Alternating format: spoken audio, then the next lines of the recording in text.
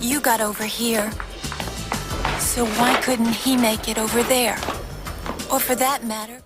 Nowadays, Disney rules the world of animation, with new films popping out daily, sequels and adaptations coming out the wazoo, some of which we didn't even ask for, and others trying to keep us hooked with franchises. Well, someone did warn us about this. An animator who knew this was what we were heading towards decided to rebel against Disney by making his animation ventures and breaking through all the norms set back in the 70s, working on 10 feature films with 6 written by him between 1972 and 2015. Ralph Bakshi stands out as a pioneer and a legend in the animation world with how he influenced it. Before we get into this explanation, we have a very small request. If you like our content, please support us by subscribing to our channel. This is a small click for you, but for us, it means a lot. Thank you. Let's begin.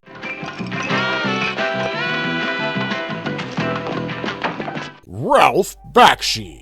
The 70s saw some major changes in cinema, with movie brats like Martin Scorsese, Steven Spielberg, Francis Ford Coppola, and George Lucas experimenting and working on projects that ruled the box office. The tonal shift wasn't surprising, and the studios had no idea what the audiences wanted anymore, so provocative cinema was riding the wave. With the changes in mainstream cinema, there had to be an impact on the world of animation as well. Walt Disney, who had been ruling the animation industry so far, experienced a poor critical response to their recent onslaught of films, with the response being that they had lost the magic that had managed to hook people back in the day. According to Bakshi, Disney had such a hold on the mind of America. They were Adolf Hitler. The whole country thought Disney was some sort of god and that animation was some sort of pure thing for children. So in came Ralph Bakshi with his interesting take on the world of animation that challenges those limiting their thoughts to the family-friendly, children-oriented scope of the world of animation. Origin story of a whole new world of animation. Born on October 29th, 1938 in Haifa in the British Mandate of Palestine, Ralph Bakshi belonged to a Krimchak Jewish family. A year later, his family moved to Brooklyn, New York, where he would experience the energy of the streets, which would heavily inspire his future work. Bakshi wasn't the kind of animator who used to collect comic books in stacks in his childhood.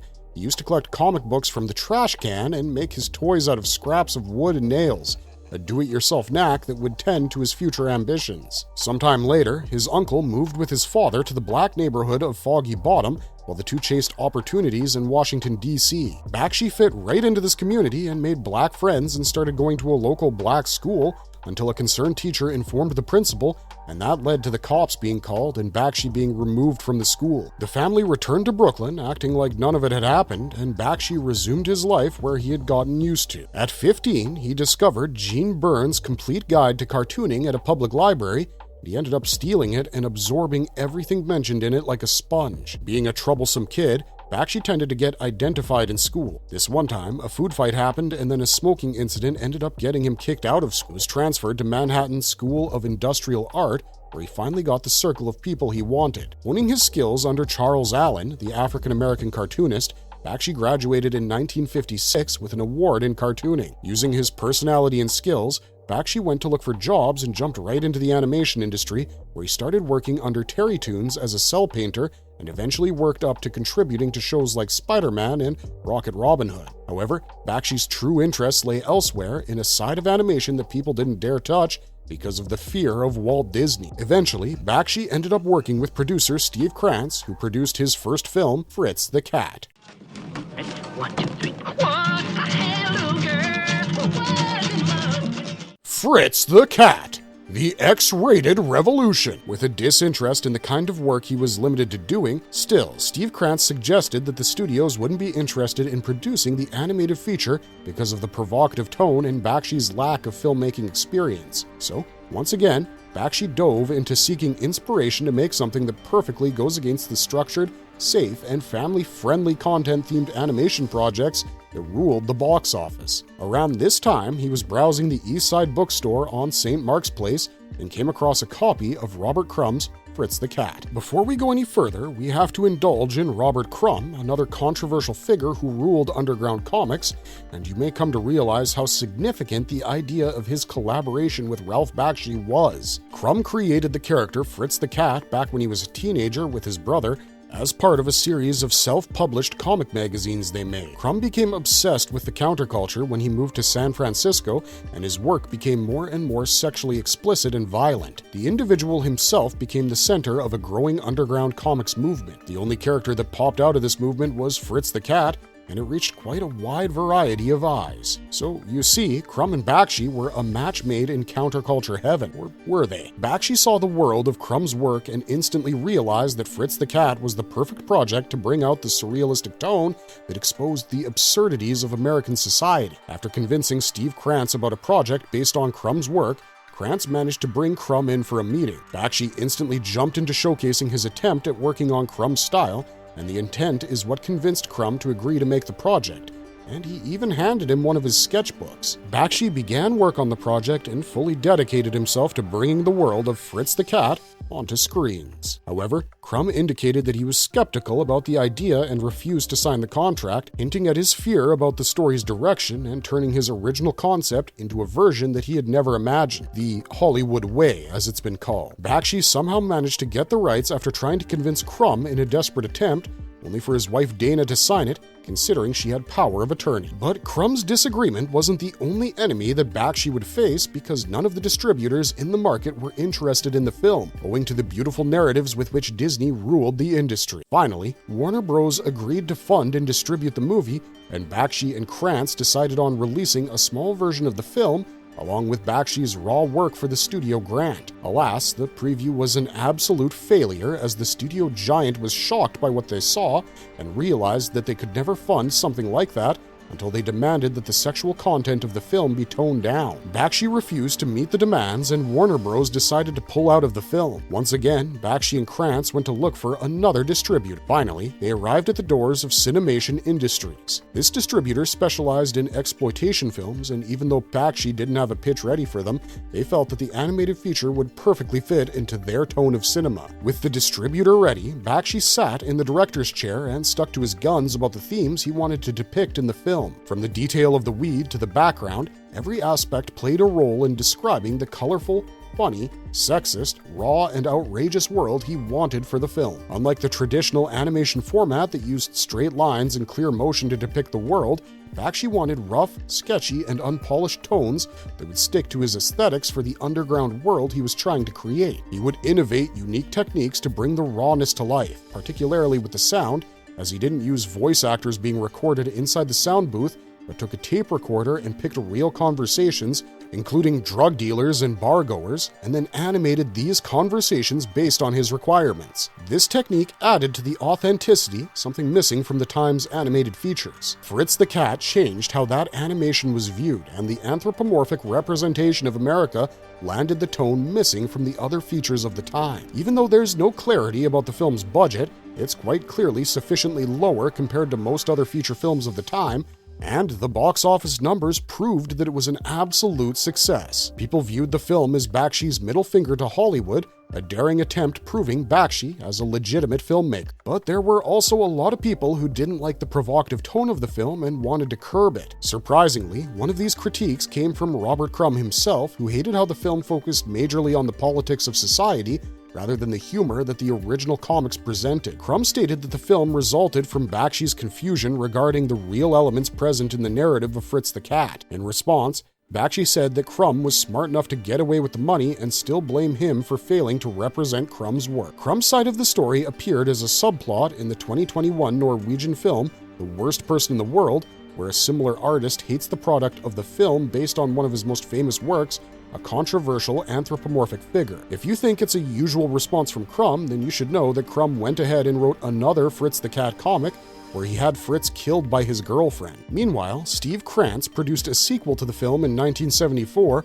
but this time Bakshi walked away, and the sequel is considered inferior to the original. Now that Bakshi knew what he was doing, he had managed to show his rebellion through his first feature film. It was time to fuel his other projects, and the very first one on this list was Heavy Traffic.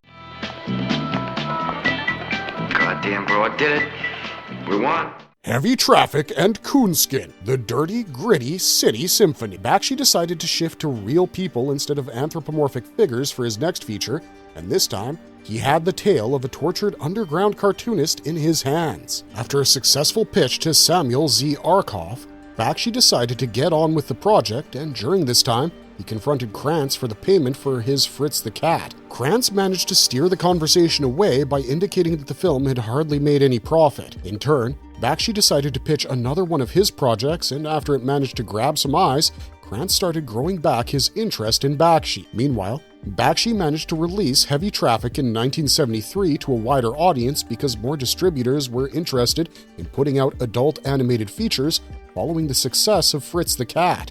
So, Heavy Traffic became one of Bakshi's most successful films in terms of critical response, with some claiming that it was one of the top 10 films of the year. Heavy Traffic was a fitting response to those who commented that Bakshi likes controversial content just for the sake of it, because this time around, he managed to justify his stance by giving a sense of empathy to his bizarre characters. The dialogue in the film was often ad-libbed inside the recording studio, providing a genuine depiction of the streets outside and showcasing some of the most interesting elements that fill the real world. The dialogue and design of certain moments in the film are essential pieces that define Bakshi's work and deserve to be looked into. Bakshi followed this feature with Coonskin in 1975, a live-action and animated satirical crime film based on the Uncle Remus folktales, satirizing the blaxploitation film genre and Disney's then recently released film Song of the South. An interesting combination of controversial subjects that only Bakshi would dare to touch at the peak of his career, but it only made sense considering Bakshi was the first animated filmmaker since Walt Disney himself to have two back-to-back successes with Fritz the Cat and Heavy Traffic. Bakshi wasn't stopping anytime soon either, with the initial drafts of Coonskin getting some interest from producer Albert S. Ruddy during a screening of The Godfather. Interestingly, that's not the film's only connection with Coppola's masterclass in cinema. He wanted to depict how these films managed to get the protagonist to earn some value from the audience. At the same time, they continued their criminal activities. He said, "I was incensed at all the hero worship of those guys in The Godfather. Pacino and Caan did such a great job of making you like them. One thing that stunned me about The Godfather movie, here's a mother who gives birth to children and her husband essentially gets all her sons killed. In Coonskin, she gets her revenge, but she also gets shot. She turns into a butterfly and gets crushed. These mafia guys don't give you any room." But when it finally came out in cinema halls, the film failed. It failed to connect to the audiences like his previous entries did, and the return to anthropomorphic characters only made it worse, with a harsher response from offended audience members. While protests were carried out based on the offensive nature of the film, others indicated that it wasn't taking any sides and the film was focused on mocking both the races equally. Even though some positive reviews started emerging after a while, the film was a complete failure at the box office, and it was time for Bakshi to take a new route and improvise. Wizards, fantasy, Nazis, and psychedelic chaos. Since everyone started commenting about how offensive Bakshi had become, in 1976 he decided to take a whole new pitch to 20th Century Fox with the working title of War Wizards as the family picture that would have the same impact as his adult-oriented films. Based on some fantasy illustrations he had done in high school, it made sense for him to take this project, considering it was high time to prove himself again. While they managed to greenlight the project, there would be trouble in ensuring the project was completed. While working on the huge battle sequences for this feature, the costs increased, and Fox president Alan Ladd Jr. refused to give the production the $50,000 that would have been required to finish the film. Somewhere nearby, an up-and-coming director working on his small indie project titled Star Wars was facing similar troubles from Alan Ladd, and that's when Ladd and Lucas chose a better path and decided to negotiate the contract to entitle them with the ownership to the franchise, something that would end up benefiting the both of them. Bakshi went back to rotoscoping, but this time he realized he couldn't hire actors to make the battle scenes, so he instead worked towards getting the scene by splicing up existing prints of films having larger battle scenes, for example, Sergei Einstein's Alexander Nevsky. While Bakshi was about to finish his project, Lucas approached him to change the title from War Wizards to Wizards, ensuring no conflict with his future Star Wars. Bakshi agreed, since Lucas had allowed Mark Hamill to take some time off from Star Wars to record a voice for Wizards. Even though the film had a limited release, it was successful because it reached a wider worldwide audience. The film's success further prompted Bakshi to think about a sequel, Ever since then, there have been rumors of a sequel in development, with Bakshi stating that he has a completed script. However, Ralph Bakshi was about to learn one of his biggest lessons when he tried to adapt Tolkien's world. The Lord of the Rings, a test attempt. While Fritz the Cat and Heavy Traffic gave a clear idea about the levels to which the animated medium could be taken, Bakshi's next project would become the stuff of legends and bring him much more popularity. Ever since Tolkien dropped this masterpiece, everyone in the film medium had been trying to bring it to life, and over the years there had been many attempts. While Tolkien himself was an Oxford Don, most of the fans following The Lord of the Rings were in the counterculture. Surprising as it may sound, this made Ralph Bakshi the perfect choice for bringing the series of books to life. His style of rotoscoped animation and his previous feature, Wizards, proved that he could do this job. But it wasn't easy to bring something as special, unique, and vast as the world of The Lord of the Rings to life, especially back then. Peter Jackson did a brilliant job, but a lot of that is because of the technical achievements brought to the forefront by various technicians in the medium. Of course, Jackson had his vision and influence too, but we'll discuss that later. So, it was an interesting challenge for Bakshi. Teamed up with The Last Unicorn author Peter S. Beagle as the screenwriter, Bakshi took upon the task of bringing the Tolkien verse from the circles of readers to the mainstream, which had just started getting obsessed with the likes of Star Wars and Star Trek and other star-related worlds. Before we jump into the world of making this historic piece of animation, we have to discuss the various hurdles that Bakshi passed through to get a chance to do his take on the trilogy. There was a lot of discussion regarding how the trilogy should be adapted into films, which has always been a major topic for most directors and screenwriters intending to adapt them. Bakshi and Beagle wanted to make them into 2 films. The first comprised of The Fellowship and The Two Towers, but United Artists had other plans and didn't seem to be very committed towards a second film. So yeah, there was already a lack of clarity on whether Bakshi would get a chance to do a second part, while he went on and added Part 1 to the title of his animated film. It would only be later on that we would get clarity on what happened to the Part 1 in the title of the film,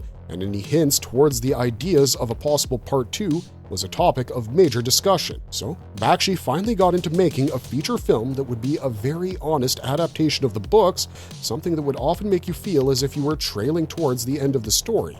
But it goes on. The one thing that was very new for the director in this project was the idea of a fully fleshed out story following a particular character, which isn't really similar to Bakshi's style of vignettes. Yes, Bakshi is a master at vignette storytelling, something that he's used extensively in some of his most essential films that represent his animation style. The making of The Lord of the Rings had a lot of trouble, including the very idea that there were moments where he had to cover expenses by limiting the production. While he had decided to shoot the entire film in live action and then rotoscope the animated bits, it came out as rather dodgy. The sequences and the backdrops would often be very similar to what you would imagine when you read the book, but then it would suddenly cut to an orc who looks like someone is donning a mask and a rubber glove on screen. But that wasn't the only trouble, as the studio slowly started getting on the nerves of the director, who was already under pressure. As production costs rose, another change that the studio wanted Bakshi to make was deflecting from the darker themes so that the film could cater to a wider range of audience ages. Knowing Bakshi's previous work,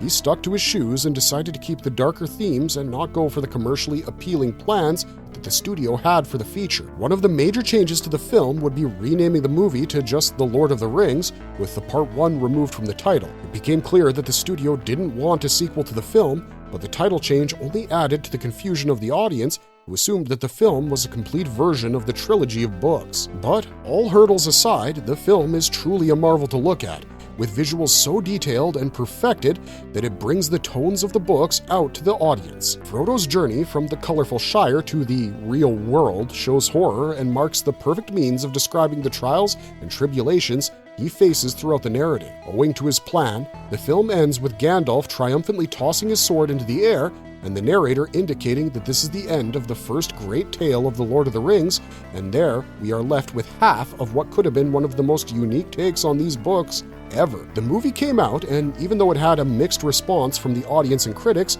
everyone agreed that it was a visual treat and stood apart from anything coming out in the animated genre around that time. Part 2, the promised sequel, was never funded, even though the feature grossed $30.5 million with a production cost of just $4 million. Bakshi's efforts wouldn't go unnoticed, as people still consider the feature an amazing take on a masterpiece, and this feature managed to bring a whole new mass of readers into the books. After all, it's not every day that you get to hear John Hurt's iconic voice as Aragorn. This struggle with the industry would serve as a lesson, and just like most of the other struggling directors of the time, Bakshi didn't give up and decided to dive into something much more personal.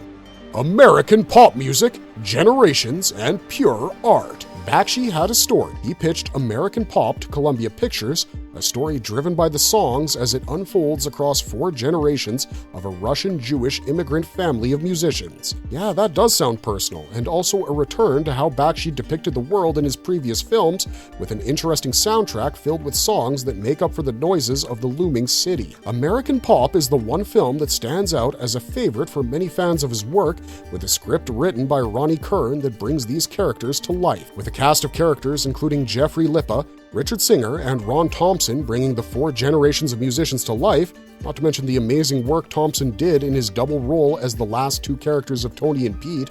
It was an achievement in terms of the performances. Of course, Bakshi stuck to rotoscoping, once again telling the story like he had done with the previous 2 films, reducing the budget considerably. But there was something more detailed here, as the characters came out and uttered amazing dialogue from the script, like Lippa saying, "I sent my voice to the laundry and it shrunk," making it feel that Bakshi had truly mastered this medium and the technique. Bakshi once stated, "Rotoscoping is terrible for subtleties, so it was tough to get facial performances to match the stage ones."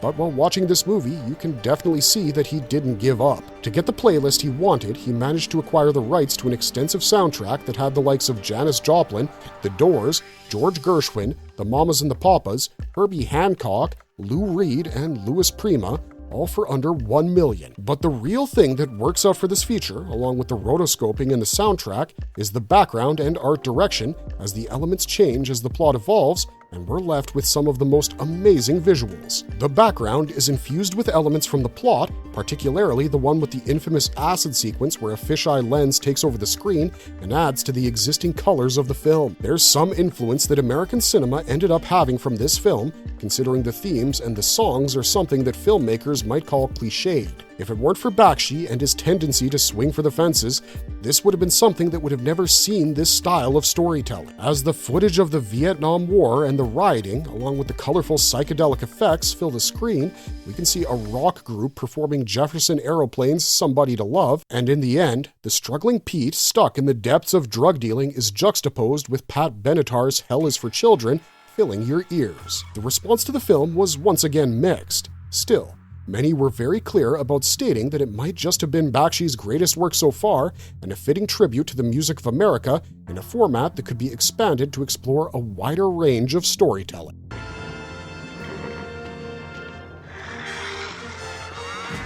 Fire and Ice and other projects. Bakshi saw the success of The Beastmaster and Conan the Barbarian as a sign to return to fantasy and reunite with his old friend Frank Frazetta for an animated feature film titled Fire and Ice. Continuing with the trend of his previous projects, Bakshi used rotoscoping for what ended up being one of his most action-oriented films. Falling prey to the past few unsuccessful attempts, Fire and Ice ended up being another failure that hardly got any notice apart from a footnote in the success of Conan the Barbarian. Following this period, several projects that Bakshi had shown interest in were shelved, and he had to look for other options and sources of inspiration. Bakshi eventually pitched Cool World to Paramount Pictures in 1990 as a concept that involved sex between a cartoon and a human, and a child who visited the real world to murder a father who had abandoned him. Yup, that was the plot, and Ralph Bakshi was the only man who could helm a project like this. While the project featured a bunch of fresh faces, including Brad Pitt and Kim Basinger, the script was heavily changed by the studio, and a whole new draft of the script was handed to Bakshi, and he was threatened to complete the film. Cool World would be marketed as something similar to Roger Rabbit in its marketing, but audiences and critics weren't pleased by the film, and it was another failure in Bakshi's streak of feature films. Finally, Bakshi gave a final attempt to his script that he had been developing for quite a while, titled If I Catch Her, I'll Kill Her, and he retitled it to Cool and the Crazy, and he ended up making the film with a cast including Jared Leto and Alicia Silverstone. While the film didn't end up being much of a success, audiences did agree that Bakshi had a story that got lost somewhere in the middle of the film. Back to TV adventures. Bakshi slowly started returning to the TV projects, with Mighty Mouse: The New Adventures being one of the strongest hits on CBS. The show was lauded for its boundary-pushing animation and the sharp satirical tone paired with the subversive humor. CBS would eventually cancel the series due to a controversy that involved labeling Bakshi as a pornographer based on his past work, but audiences were reminded of Bakshi's genius through this short-lived series. Later, he created Spice City at HBO, another animated series that brought back his original tone and flavor of animation, which cemented his reputation as an artist. Over the years, his popularity died down, even though he still has the spirit to continue with this work. More recently, he launched a Kickstarter campaign for his latest film, Last Days of Coney Island, and the project was then released for free online in 2015. The Legacy. Even though Ralph Bakshi might have taken a back seat after a period of time, his work and influence can be seen in various works and mediums. While working on TV shows for kids, Bakshi started focusing more on his art and started making paintings. Some of these paintings ended up featuring in Cameron Crowe's sci-fi feature, Vanilla Sky. His attempt at Tolkien's work might not have landed well, but Peter Jackson did clarify that he was heavily influenced by the film and used it as a blueprint for his own work. In fact, there are various videos on YouTube that make side-by-side comparisons of certain scenes from both films, and Peter Jackson even took inspiration from the way that Bakshi decided to adapt the films. The very manner in which animation was no longer limited to child-friendly material made it possible for the likes of Matt Groening and others to make shows that took adult-oriented animated comedy to a whole new level. Even though Ralph Bakshi might not be the first name that comes to your mind when you talk about breaking genres with the medium, he's definitely the one who started it all. Finally, we'd like to go back to something Gore Verbinski once said. We're all sitting here talking family entertainment. Does animation have to be family entertainment? Audiences want something new, they just can't articulate what. I'm dying for the PG-13 animated movies and the R animated movies. Come on, let's go. The Ralph Bakshi stuff. I think that 70s animation was really fantastic. Imagine what we could do now. Marvelous verdict. We're still waiting on that sequel to Wizards and hopefully a documentary on Ralph Bakshi and the way in which he managed to break all of the rules. It's definitely a story worth telling. Nothing can do justice to the manner in which Bakshi went against Disney, apart from a documentary or maybe an animated feature itself, with the loud noises of the streets and people smacking each other on the face, with someone humming the blues in the background, something that Disney would prefer to shy away from showing. I mean, come on, they have animated movies to re-release as live action. Something tells me Ralph Bakshi would absolutely hate those films, so here's to a legend. Thanks to Ralph Bakshi for always pushing our boundaries and pushing the medium forward. That's all we got for you this time, but if you liked our content, don't forget to leave a like and subscribe to us if you haven't already. Thanks for watching, stay safe out there, and have a marvelous day.